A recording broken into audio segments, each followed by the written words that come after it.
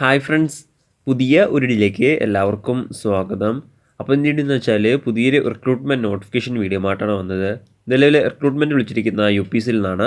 UPSC വഴി 2024 second CDS exam, അതായത് combined defence service എക്സാമിനേഷൻ്റെ നോട്ടിഫിക്കേഷനാണ് നിലവിൽ UPSC പബ്ലിഷ് ചെയ്തിരിക്കുന്നത്. അപ്പോൾ ഈ ഒരു എക്സാമിനേഷൻ്റെ കൂടുതൽ ഡീറ്റെയിൽസ് ആയിരിക്കും നമ്മൾ ഇന്നത്തെ ഈ വീഡിയോയിൽ നോക്കാൻ പോകുന്നത്.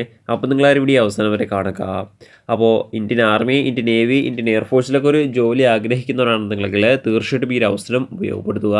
അതുപോലെ തന്നെ നിങ്ങളുടെ ഫ്രണ്ട്സ് ആരെങ്കിലും Indian army, Indian navy, Indian എയർഫോഴ്സിലൊക്കെ ഒരു ജോലി ആഗ്രഹിക്കുന്നുണ്ടെങ്കിൽ തീർച്ചയായിട്ടും ഈ ഒരു വീഡിയോ അവരിലേക്കും ഷെയർ ചെയ്ത് കൊടുക്കുക. ഇത്തരത്തിലുള്ള കൂടുതൽ വീഡിയോകൾക്കായി ചാനൽ സബ്സ്ക്രൈബ് ചെയ്യാത്തിട്ട് സബ്സ്ക്രൈബ് ചെയ്യുക.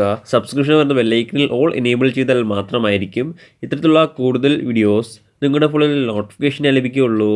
അതുപോലെ തന്നെ നമ്മുടെ ടെലിഗ്രാം, വാട്സാപ്പ് ഗ്രൂപ്പിലേക്ക് ജോയിൻ ചെയ്യാൻ ആഗ്രഹിക്കുന്നുണ്ടെങ്കിൽ ജോയിൻ ചെയ്യുക. ലിങ്ക് താഴെ ഡിസ്ക്രിപ്ഷൻ ബോക്സിലുണ്ടായിരിക്കുന്നതാണ്. നമുക്ക് കാര്യത്തിലേക്ക് കടക്കാം.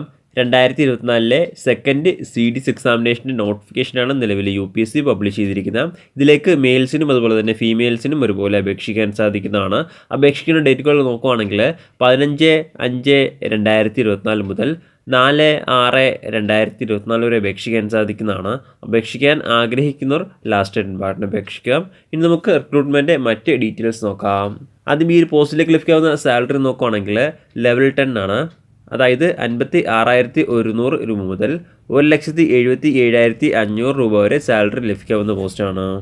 ഇനി അടുത്ത റിപ്പോർട്ട് ചെയ്തിരിക്കുന്ന വേക്കൻസി നോക്കുകയാണെങ്കിൽ ഇന്ത്യൻ മിലിറ്ററി അക്കാഡമിയിലേക്ക് 100 വേക്കൻസി, ഇന്ത്യൻ നേവൽ അക്കാഡമിയിലേക്ക് 32 വേക്കൻസി, എയർഫോഴ്സ് അക്കാഡമിയിലേക്ക് 32 vacancy, officers training academy males മദ്രാസിന് 276 vacancy, officers training academy Madras തന്നെ ഫീമെയിൽസിന് 19 വേക്കൻസി.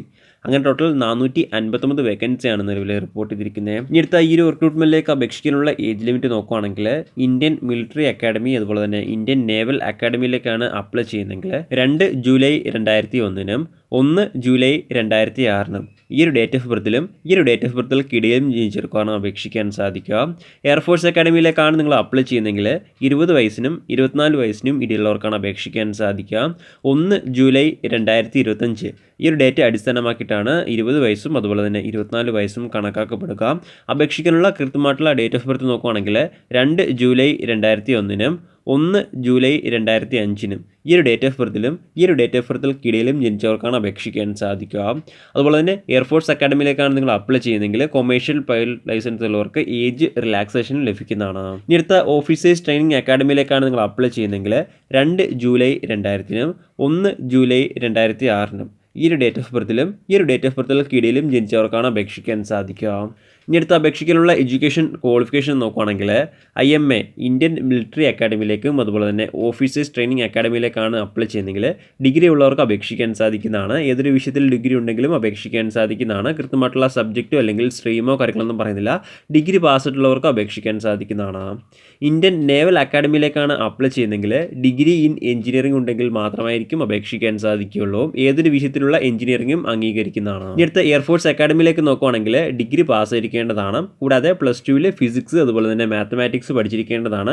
എന്നാൽ മാത്രമായിരിക്കും എയർഫോഴ്സ് അക്കാഡമിയിലേക്ക് അപേക്ഷിക്കാൻ സാധിക്കുകയുള്ളൂ. അല്ലെങ്കിൽ ഡിഗ്രി ഇൻ എഞ്ചിനീയറിംഗ് ഉണ്ടെങ്കിലും എയർഫോഴ്സ് അക്കാഡമിയിലേക്ക് അപേക്ഷിക്കാൻ സാധിക്കുന്നതാണ്. അതുപോലെ തന്നെ ഫൈനൽ ഇയർ അതുപോലെ തന്നെ ഫൈനൽ സെമസ്റ്ററൊക്കെ പഠിക്കുന്നവർക്ക് ഈ ഒരു റിക്രൂട്ട്മെൻറ്റിലേക്ക് അപേക്ഷിക്കാൻ സാധിക്കുന്നതാണ്. ഇനി അടുത്ത ഈ ഒരു റിക്രൂട്ട്മെൻറ്റ് സെലക്ഷൻ പ്രൊസീജിയർ എങ്ങനെ നോക്കുകയാണെങ്കിൽ ആദ്യം എക്സാമിനേഷനാണ്. എക്സാമിനേഷൻ പാസ്സാവുന്നവർക്ക് SSB ഇൻ്റർവ്യൂ, അതിനുശേഷം മെഡിക്കൽ ടെസ്റ്റ്, അതിനുശേഷം final merit list.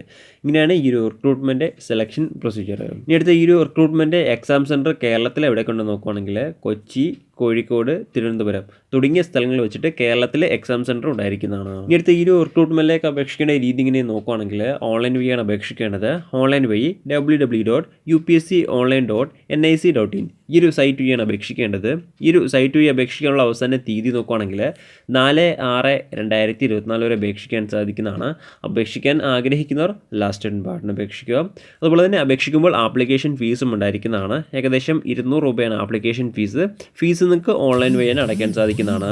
SC ST candidates അതുപോലെ തന്നെ ഫീമെയിൽ കാൻഡിഡേറ്റ്സിന് ഫീസ് ഉണ്ടായിരിക്കുന്നതല്ല, അവർ ഫീസ് അടയ്ക്കേണ്ടതില്ല. ബാക്കിയുള്ള എല്ലാ കാൻഡിഡേറ്റ്സും നിർബന്ധമായിട്ടും 200 രൂപ ആപ്ലിക്കേഷൻ ഫീസായിട്ട് അടച്ചിരിക്കേണ്ടതാണ്. എന്നാൽ മാത്രമായിരിക്കും ആപ്ലിക്കേഷൻ സ്വീകരിക്കുകയുള്ളൂ. പ്രധാനമായിട്ടും ഇത്രയും കാര്യങ്ങളാണ് ഈ ഒരു റിക്രൂട്ട്മെൻറ്റുമായി ബന്ധപ്പെട്ട് നിങ്ങളോട് ഷെയർ ചെയ്യാനുള്ളത്. എന്തെങ്കിലും സംശയങ്ങളോ കാര്യങ്ങളോ ഉണ്ടെങ്കിൽ ഒഫീഷ്യൽ നോട്ടിഫിക്കേഷൻ അല്ലെങ്കിൽ ഈ ഒരു ആർട്ടിക്കിൾ ചെക്ക് ചെയ്യുക. ഈ ഒരു ആർട്ടിക്കിളിലെ ലിങ്ക് എന്തായി ഡിസ്ക്രിപ്ഷൻ ബോക്സിൽ ആഡ് ചെയ്തിരിക്കുന്നതാണ്. അപ്പം നമുക്ക് മറ്റൊരു വീഡിയോയിൽ കാണാം. അതുവരെ ബൈ.